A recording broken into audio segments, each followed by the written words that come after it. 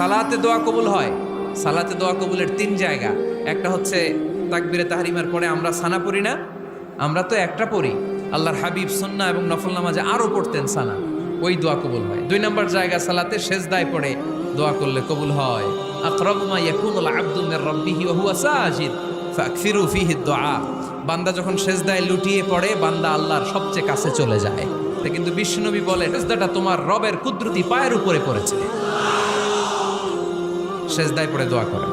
সালাম ফিরানোর আগে বিশ্বনবী দোয়া করতেন, লা ইউসাল্লিমান্না আহাদুকুম হাত্তা ইয়াতাআওয়াযা মিন আরবা'a।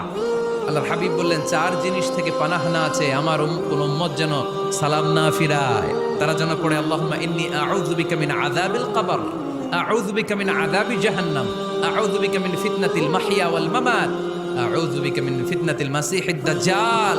আল্লাহ কবরের আযাব থেকে বাঁচাও, আল্লাহ জাহান্নামের আগুন থেকে বাঁচাও, আল্লাহ জীবন